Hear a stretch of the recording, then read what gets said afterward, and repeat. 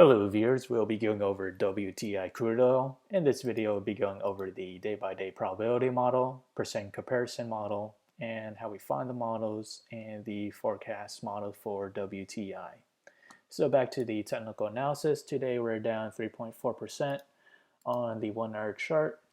We were on positive MACD, however we start to see a approach to negative MACD at the moment. And today we had a bearish inventory build for the EIA crude oil. At the moment, we are encountering resistance on the 18 moving average on the 4 hour chart. So as of now, it looks like we may head lower momentarily. If we expand that to the daily chart, we're still oversold on the RSI. And as you note, from last week or on Saturday, OPEC is in a price war with Russia. So now that is a concern amid with the coronavirus and with the cruises and airlines and the factories closing. Inventory of crude oil will continue to go higher. So at the moment, if we do manage to head down lower, we made a momentarily support around $27.50. And as for resistance, if we do manage to head up higher, the next resistance is around $41.30. That also coincides with the 9-day moving average. So if we were to head up higher, that price movement is roughly around 23 or 24% to the upside, and if we head down lower, that price movement is roughly around 16%, 16.5% to back to support where we left off Sunday night.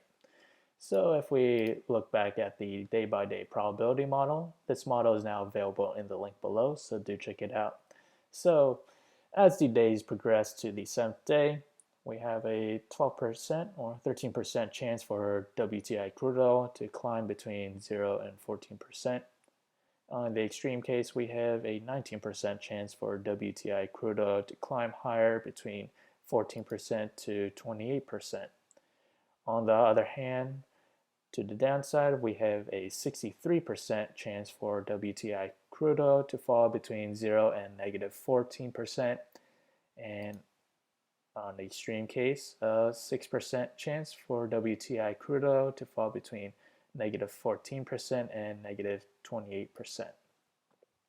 So let's head to the day-by-day forecast for WTI crude oil. So we have 1 day out, 2 days out, 3 days out, 4 days out, 5 days out, 6 days out, and 7 days out. So which one of these models we should focus on? Ideally, the model that is best matched to the current trend. Right here we have the current trend. And below is the trend that I believe is the best match. This trend dates back to May 29, 2015 to August 24, 2015. So let me point out why these two charts are similar. So what we have here in the current trend, we start off near the upper Bollinger Band, and then we proceeded to average below the bottom Bollinger Band throughout the entire trend. And on the extreme case, we see it dip even further beyond the bottom Bollinger Band. In the trend in question, we start to see a similar pattern here as well. Start off at the upper Bollinger Band, and in this case, it averaged quite nicely below the middle Bollinger Band and along the bottom Bollinger Band. There's more orderly decline, as opposed to where we see here. We see an extreme case right where we saw Sunday night. And when we compare the technical analysis or the performance percent comparison, so right here we have the current trend down 100% from monthly high, up 0% from monthly low, and we have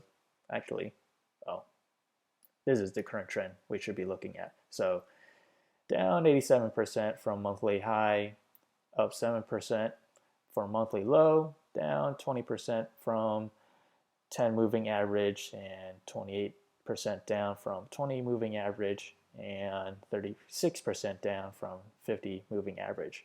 And the trend that we just examined was this, and it's fairly close to the monthly low. And as the percent comparison is quite close, is severely down.